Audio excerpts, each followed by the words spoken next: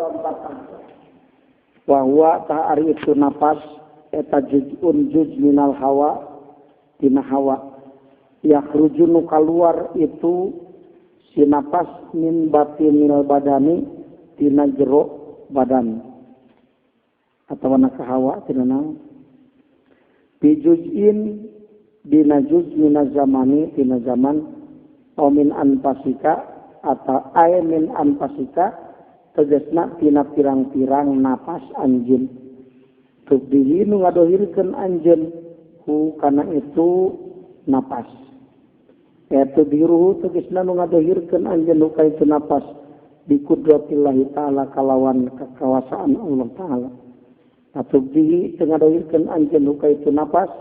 illa walahu an yatqa Allah tika di anjeun qadarun ari qadar ke aya hiji amekan nu dikaluarkeun ku anjeun kecuali dina eta amekan teh indiroj qadar Allah takdir Allah aywal makna tegasna ari hartina eta anna kullu nafsin napasin sanyana sakur-sakur amekan eta amrun muqaddarun perkara dipasti anaika ka anjeun bihi eta dina itu kullu nafsin ta'atun ari ta'at atau maksiatun atau maksiat atau nikmatun atau nikmat atau baliyatun atau wana coba jumdihi nu ngaliwatkeun Allahu kana itu amrun muqaddar ayu brizuhu tegasna nemrakeun atau ngadohirkeun Allahu ka itu amrun muqaddar bi qudratihi kalawan qudrat Allah fi dalikan nafsi fi dalikan nafasi dina eta amkan fa kullu nafasin mangkari sakur-sakur ambekan yabdu anu dohir itu napas wa minka yabdu anu dohir itu napas minka ti anjeun eta dorpun dorob li qadarin pikeun takdir Allah min aqdaril haqi tina pirang takdirna Allah taala dan padu tembus itu qadar pika ti anjeun kainan tingkahna anu tetep ma tegasna perkara kana anu bukti itu mah ayan bagi mangka peryogi laka ka anjeunna al adabu adab-adaban ma'u sartana Allah wa muraqabatuhu jeung muraqabahna Allah taala jeung muraqabah ka Allah taala fi kulli nafasin dina saban-saban amekan min anfasika itu tina pirang-pirang amekan anjeun patakunu mangka kabuktian anjeun fi kulli nafasin dina saban-saban amekan eta salikan anu ngambah torikon kana jalan ilal haqqi ka Allah subhanahu wa ta'ala jeung Allah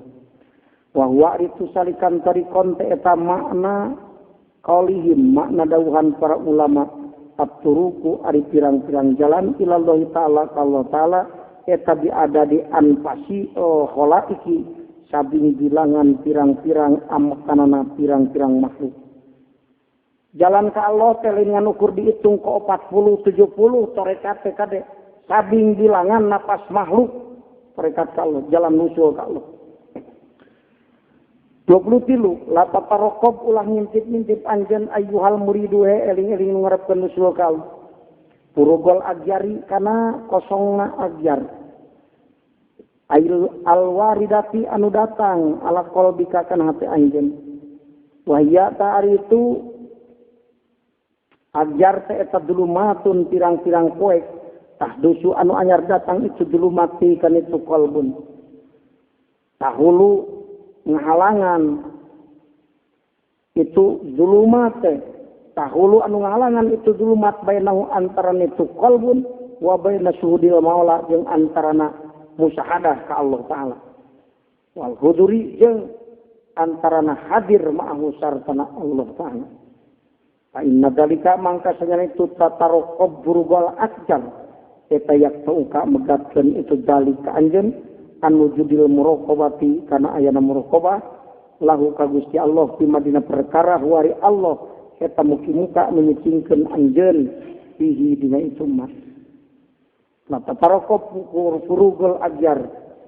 tahulu bainahu wa baina sudil maula wal hudur mahu fa inna dalika yak tauka anu judil muraqabah ade ulah ngintip-ngintip kosongna agyar dina hate ya hate teh aya kana sawah euy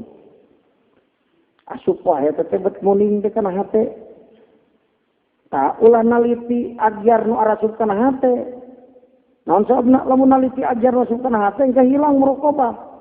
Geus leumpangkeun hate ka hadrat Allah sang hareupkeun tong dibun bandungan. Ajar nu arasup kana hate mah engke jadi sepi kata jalima, ngaleungit ajar tina hate kabeh.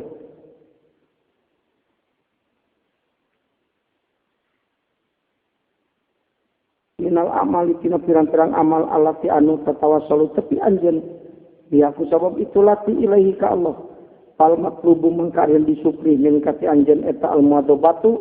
mayang alaman tepan kana perkara antari anjeun ti tepina itu mah wa muraqabatul maula jeung muraqabah ka pangeran bidalika dina itu mah wala tastajilu jeung ulah katungkul anjeun bimaku perkara yuriduhu nu ngadatangkeun Allah kan itu mah ala qaulika kana ti anjeun min zulmatin tina poe nurin atawa caang. Walau qala lamun ngadawuh musannif fa inna dalika mangkasanya itu tarokob berubah agyar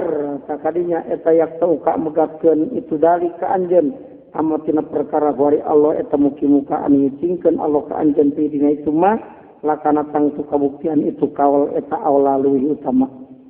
Wa jukoni jeung ari ayana kabuktianana itu dalik tarokob berubah agyar teh eta kotian anu megatkeun itu eta anna nafsa kasanya nafsu anjeun tusawilu eta mapaesan itu si nafsu lah ka anjeun takulu jeung ngomong itu si nafsu law kunta lamun kabuktian anjeun eta min ahli iradati ti ahli pakarpan lama wardat kang semua datang naon haril agyar ya agyar alaika ka anjeun ma akasrati ibadatika sarta lobana ibadah anjeun ayas tajiru maka katungkul naon qalbu ka ate anjeun di hadil wasawisi kuyu pirang-pirang rencana. Warubama sawalat terkadang mangaruhan goreng itu si nafsu laka ka anjeun. Sawalat teh mangaruhan goreng maksudnya dia. Terkadang nafsu mangaruhan goreng ka anjeun arruju'a kana balik amatina perkara antari anjeun eta qasiduhu anu ngamaksud kana itu mah cek nafsu teh lah sia tong make kudu leumpang wae ka hadap Allah dari tepikeun mah ku Allah teh nepi geus we amal masa biasana loba-loba teuing. Tah kitu manguran gorengna nafsu teh. Watarkal amali jeung kana tinggalna pirang-pirang amal as-solihati anu soleh wa sababu hadil ajar ari sababna ieu ajar goliban dina galibna eta mah perkara. Ajar teh maksud dia mah kariweuh. Ari sababna pirang-pirang kariweuh dina hate teh goliban dina galibna eta mah perkara yaridun datang itu mah alaika ka anjeun min dari dunia tina pirang-pirang kokotor dunia. Tah nu tak hate riweuh kunaon eta teh kokotor dunia. Padalika ta ditulis ditutur eta amrun perkara labuda nu teu menang henteu minutina itu amrun. Walida kuaina kitu qala ngadawuh musonif la tastagrib wuku al aqdar madun tapi dariha wallahu a'lam.